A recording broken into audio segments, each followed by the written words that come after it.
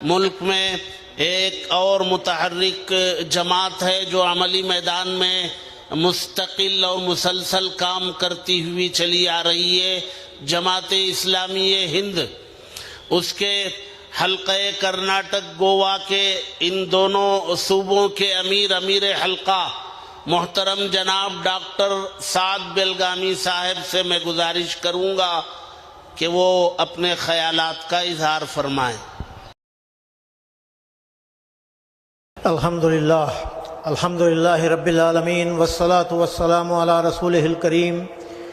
وعلی آلہ واصحابہ اجمعین۔ قال اللہ تعالیٰ فی القرآن المجید اعوذ باللہ من الشیطان الرجیم بسم اللہ الرحمن الرحیم۔ الیوم اکملت لکم دینکم واتممت علیکم نعمتی ورضیت لکم الاسلام دینا۔ اما بعد، ڈائس پر تشریف فرما علماء کرام، مختلف تنظیموں جماعتوں کے ذمہ داران، پوری ریاست سے تشریف لائے ہوئے محترم و نہایت معزز برادران اسلام، آج کی شام آپ حضرات یہاں جمع ہوئے ہیں۔ جیسا کہ اعلان کیا گیا، دو چیزوں کے سلسلے میں جاننے اور اپنے موقف کا، اپنے سٹینڈ کا اظہار کرنے کے لیے۔ یہ دو عنوان ہیں، ایک شریعت مسلم پرسنل لا اور دوسرا عنوان ہے اوقاف، یعنی ہماری وہ املاک اور جائیدادیں جو اللہ کی رضا کے لیے، اللہ کے دین کے لیے، بندوں کی خدمت کے لیے اس کے راستے میں وقف کی گئی ہیں۔ آج اس ملک میں جہاں بہت سے دیگر مسائل کا بھی ہمیں سامنا کرنا پڑ رہا ہے، مدارس کا، ماب لنچنگ کا، ہمارے اداروں کا اور بے شمار مسائل ہیں، اس میں یہ دو ابھرے ہوئے ایشوز ہیں جو اس وقت مسلمانان ہند کے سامنے ایک چیلنج بن کر کھڑے ہوئے ہیں۔ اللہ تعالیٰ نے ارشاد فرمایا، اور یہ حجۃ الوداع کے موقع پر نازل ہونے والی آیت ہے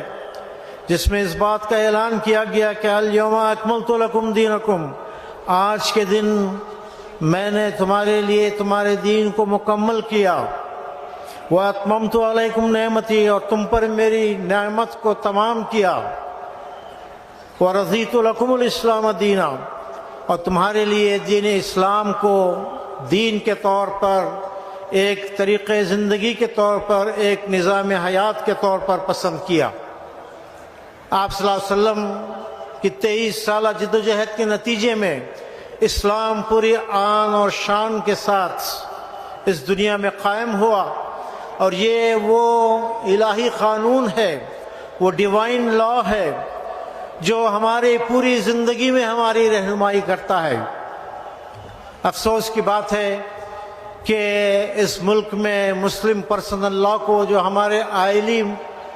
مسائل کے سلسلے میں احکام پر مشتمل ہے، ہمارے فیملی لاز پر مشتمل ہے، اس کو کمزور کرنے، ختم کرنے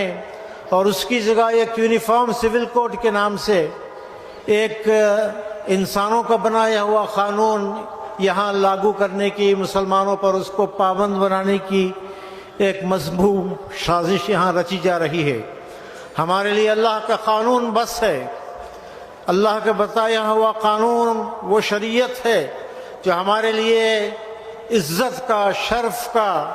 امتیاز کا اور ہمارے لیے ایک امتیازی شان رکھنے والا اللہ تعالیٰ کا ایک قانون ہے۔ وہی ہمارے لیے کامیابی کا راستہ ہے، وہی صراط مستقیم ہے۔ مسلمان کسی قیمت پر اپنے پرسنل لا میں کوئی مداخلت برداشت نہیں کریں گے۔ آئے دن اس طرح کی کوشش ہوتی رہی ہے اور اس وقت بھی یہ باتیں ہو رہی ہیں، چنانچہ اس موقع پر ہم سب کو اس بات کا اعلان کرنا چاہیے، عزم کرنا چاہیے کہ اللہ تعالیٰ کے اس قانون کی ہم مکمل پیروی کریں گے۔ اس کو دونوں قسم کے خطرات آج لاحق ہیں۔ داخلی طور پر ہم اس سے واقف نہیں، ہم اس پر عمل پیرا نہیں، ہم اس کی تفصیلات کو نہیں جانتے، اس کی خلاف ورزیاں کرتے ہیں، یہ ایک بہت بڑی کمزوری ہے جس پر قابو پانا ہے، اور خارجی طور پر بار بار اس میں چھیڑخانی کرنے کی اور پیس میل طریقے سے اس قانون کو بدلنے کی یہاں کوششیں ہو رہی ہیں۔ چنانچہ ہم آج ایک پرزور آواز میں اعلان کرتے ہیں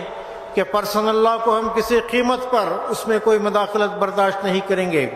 آرٹیکل 44 اس ملک میں ریپیل ہونا چاہیے، مسلمانوں کو اس سے ایگزمپٹ کیا جانا چاہیے، اور ہمیں اپنے معاشرتی زندگی، خاندانی زندگی میں اپنے قانون کے مطابق اپنے معاملات چلانے کی پوری آزادی ہونا چاہیے۔ یہاں کے دستور نے بھی اس بات کی اجازت دی ہے۔ آرٹیکل 25-26 میں اس ملک میں جتنے مذاہب ہیں، اس ملک میں جتنے ٹریڈیشنز ہیں، ان سب کو اپنے قانون پر عمل کرنے کی اور اپنے ایسٹس، انسٹیٹیوشنز، اور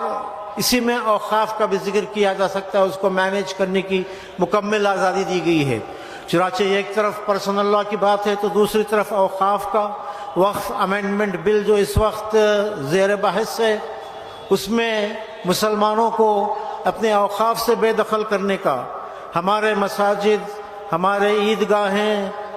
ہمارے قبرستان اور ہمارے بے شمار ادارے جو اوقاف پر مبنی ہیں، ان کو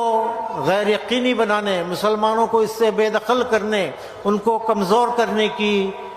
سازش اس وقت کی جا رہی ہے۔ چنانچہ ہمارا اس سلسلے میں واقف بھی ہونا چاہیے اور پرزور طریقے سے اس بات کا اعلان کرنا چاہیے کہ ہم اپنے اوقاف میں کسی قسم کی مداخلت گوارا نہیں کرتے۔ اس وقف امینڈمنٹ بل کو ہم ایک زبان ہو کر مسترد کرتے ہیں، ریجیکٹ کرتے ہیں، اور